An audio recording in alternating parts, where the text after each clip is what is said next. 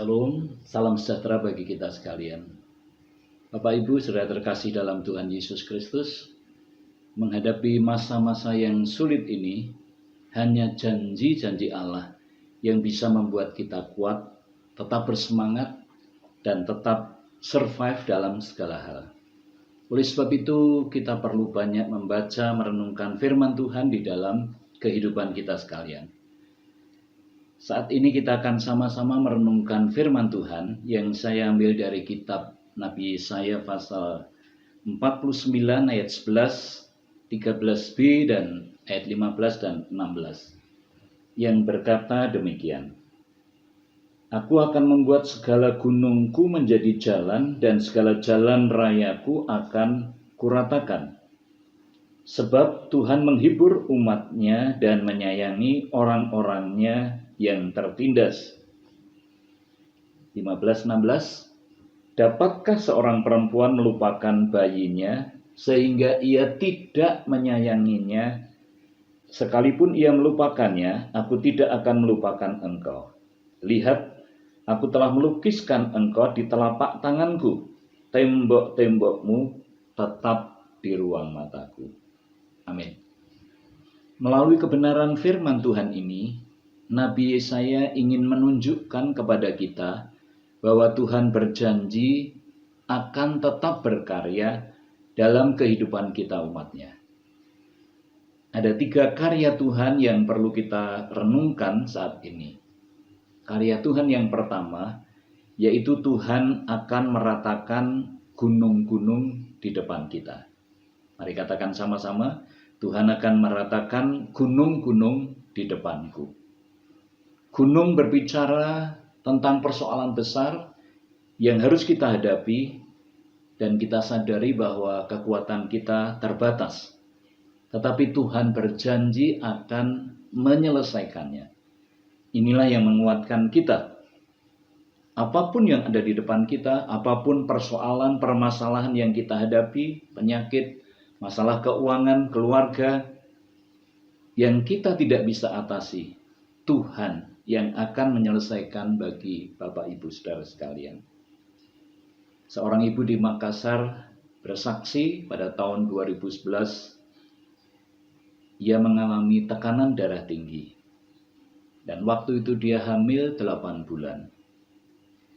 Oleh sebab itu, ia melahirkan dalam keadaan prematur bayinya, dengan berat sekitar 1,8 kilo. Dan itu harus dimasukkan dalam tabung selama 1 bulan. Melalui doa dan iman dari ibu, orang tua dan keluarga, Tuhan berkarya sehingga anak ini bisa sembuh, kemudian bertumbuh sehat dan bisa berjalan. Karya Tuhan yang kedua, Tuhan menghibur dan menyayangi umatnya. Kalau belajar dari kehidupan bangsa Israel, adalah bangsa yang tidak setia. Mereka seringkali melanggar firman Tuhan, bertobat, kembali melanggar. Tetapi ketidaksetiaan bangsa Israel justru membuktikan bahwa kualitas kasih Allah itu sangat hebat. Allah memulihkan setiap kali bangsa Israel bertobat, mencari Tuhan kembali.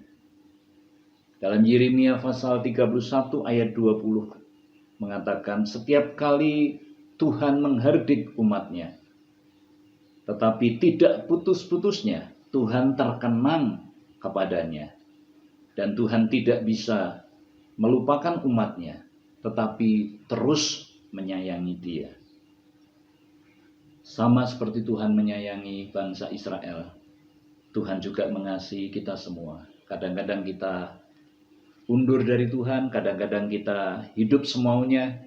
Ketika kita mau bertobat kembali pada Tuhan, maka Tuhan berjanji akan menyayangi kita kembali. Karya Tuhan yang ketiga, Tuhan melukiskan kita di tangannya.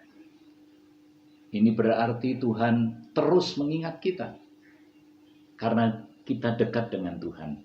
Kita ada di tangan Tuhan. Meskipun seringkali kita melupakan dia, tetapi Tuhan selalu ingat kepada kita. Seorang ibu di provinsi Jingshan di Beijing, namanya Ibu Gao Meiyuan. Dia sudah tua, sebetulnya dia sudah harus istirahat karena umurnya 70 tahun. Bahkan dokter mengatakan dia harus istirahat karena dia juga sakit-sakitan. Tetapi dia tetap bekerja keras mendorong gerobaknya, menjual air galon demi kedua orang yang ada di tangannya, yaitu anaknya yang membutuhkan biaya pengobatan dan cucunya yang membutuhkan biaya untuk sekolah. Dia bekerja keras membanting tulang karena ada dua orang yang di tangannya, yang dikasih dia. Allah masih berkarya dan Allah selalu menolong kita di setiap kebutuhan-kebutuhan yang kita hadapi. Karena kita diingatkan bahwa kita adalah orang-orang yang ada di tangan Allah. Inilah yang membuat kita masih tetap bisa kuat menghadapi tantangan kesulitan di dalam kehidupan ini. Karena Tuhan yang kita sembah dalam nama Tuhan Yesus Kristus adalah Tuhan yang berkarya bagi umatnya. Dia Tuhan yang meratakan gunung-gunung di depan kita. Dia Tuhan yang menghibur, menyayangi kita. Dan dia Tuhan yang melukiskan saya dan saudara di dalam tangannya. Amin. Tuhan memberkati. Mari kita berdoa.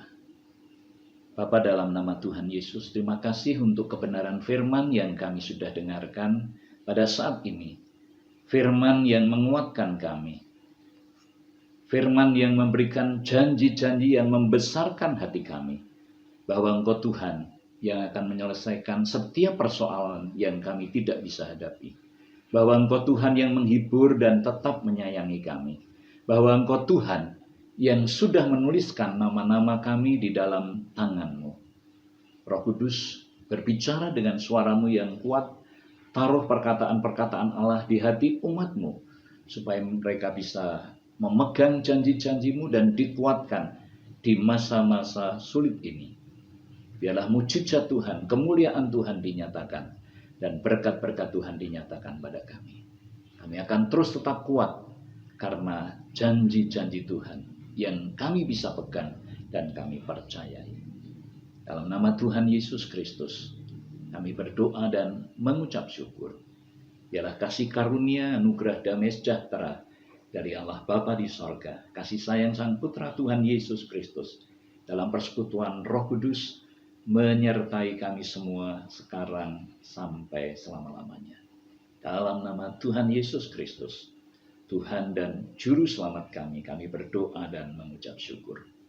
Dan kita semua yang sudah dijamah diberkati Tuhan, sama-sama mengatakan, amin.